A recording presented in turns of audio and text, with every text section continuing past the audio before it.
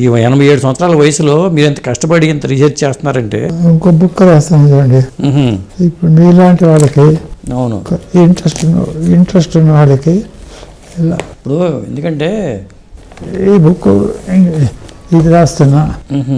ఇంకో బుక్ ఇది దీంట్లో ఏంటంటే ఇది పేరు పెట్టలేదు, నీకు ఇది నిఘంటువు లాంటిది. ఏంటంటే అన్ని క్రోడీకరించి రాస్తామాట. ఓకే. ఇప్పుడు ఎలాగంటే ఫస్ట్ ఉపోద్ఘాతం, సంతానం గురించి ఏమి కావాలన్నా దీంట్లో ఉంటుంది. ఓకే.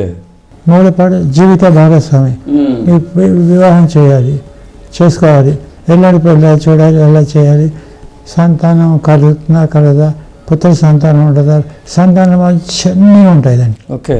సంతానం అలాగే కుజదోషం 10 మంది 10 రకాలు చెప్తారు. అవును. ప్రామాణికం ఏమిటి దీంట్లో కూడా రాశారుగా. దాంట్లో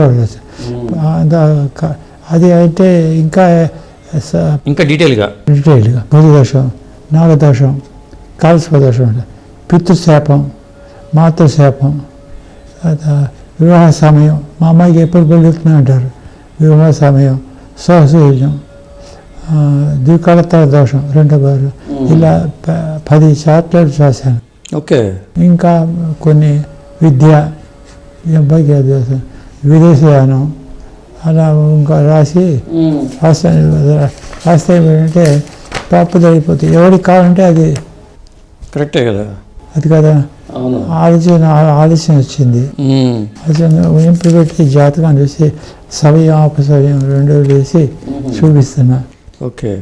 ఈ మధ్య కొంచెం నాకు ఆరోగ్యం బాగలేక. అదే మీకు 80 ఏళ్ల వయసులో ఇంత కష్టపడుతున్నారంటే దీని మీద ఎంత ప్రేమ ఉంటే మనం చేస్తామండి. ఇంకొకటి అండి, సాయన విధానం, మన ఈవీ రావు గారు మా సాయన విధానంలో పంచాంగాలు కూడా తెచ్చేవాళ్ళు అప్పట్లో. సాయన విధానం బెటరా, నిరాయనం బెటర్ అండి? అసలు పూర్ణ బోరు బాగుంటుందా, బొబ్బొట్టు బాగుంటుందా చెప్పండి? 2 బాగానే ఉంటాయి. అంతే.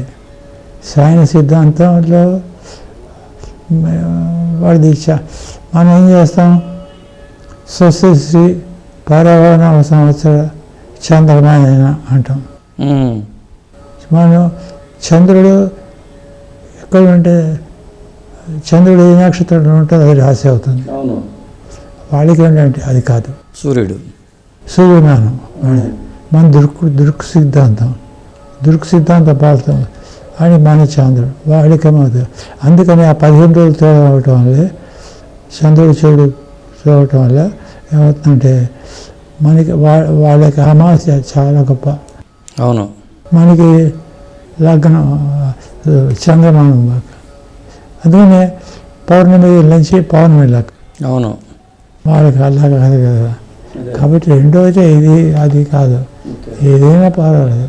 2 చూసినా జాతకాన్ని కరెక్ట్గానే వేయచ్చండి అంటే 2 విధాల్లో కూడా జాతకాన్ని కరెక్ట్గా అనాలిసిస్ చేయాలి. ఒకటే అవుతుందండి. 2 విధాల్లో 90% ఒకటే అవుతుంది. ఓకే. 90 తేడా ఉండదు.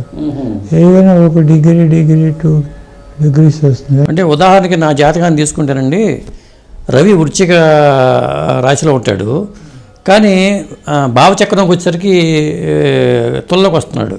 దీంట్లో తులారాశిలో రవి ఉంటున్నాడు భావచక్రంలో, రాశి చక్రంలోకి వచ్చేసరికి వృశ్చికంలో ఉంటున్నాడు.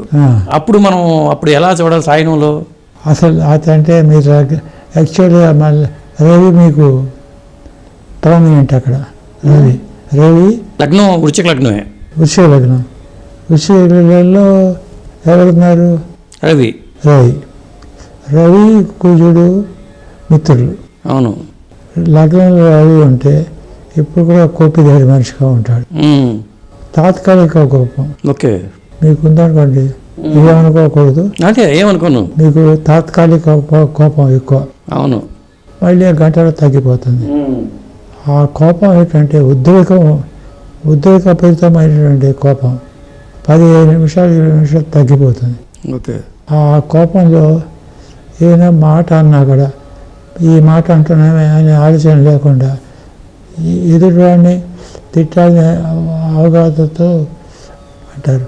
కానీ మీలో కక్ష, కార్పణ్యం, ద్వేషం ప్రతీకార వాంఛ ఉండవు. ఓకే, ఏ లగ్నమైనా అలాగే ఉంటుందా లేకపోతే వృశ్చిక లగ్నానికి? ఎందుకంటే ఆ గ్రహాలు మారుతాయి కదండి. అవును, అదే మరి భావచక్రంలోకి వచ్చరికి రవి తొలకు వచ్చేస్తున్నాడు. అందులో అది పోతుంది, ఆ, ఆ దోషం పోతుంది, పోతుందా?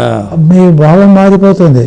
అదే చంపేస్తాను, నన్ను కొట్టేస్తానంటాను, గంట చక్రం అది డిగ్రీలు మారేపటికి అమ్మో పోలే 87 ముసలాడు ఏం చేస్తాను అని వెళ్ళిపోతాడు. ఓకే, భావం మారిపోతుంది. ఉమ్, 6 చక్రంలో ఇంకోటి ఉంటుంది. అవును.